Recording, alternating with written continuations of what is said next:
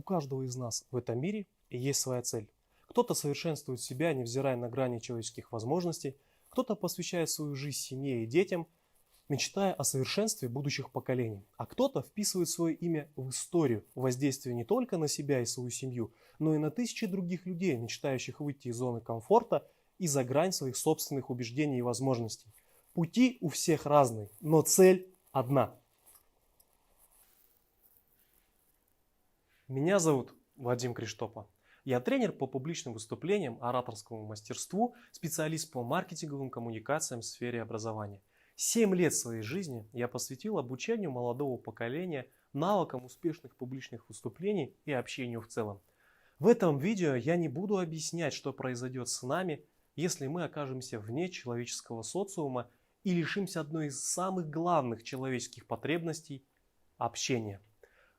Как бы мы ни относились к людям, мы инстинктивно нуждаемся в коммуникации. И молодые люди, конечно, не исключение. Они тоже хотят общаться, взаимодействовать, чувствовать плечо своего товарища, собеседника. Но мир чем дальше, тем больше переходит на рельсы виртуального общения. Разумеется, оно лучше, чем никакого. Но мозгу нам эту подмену очень сложно объяснить. Человеку необходимо видеть эмоции, движение глаз, подъем бровей, дрожание голоса, танец рук. Человеческий мозг не понимает слов, он их интерпретирует. А понимает он физиологические компоненты, которых совершенно нет в онлайне.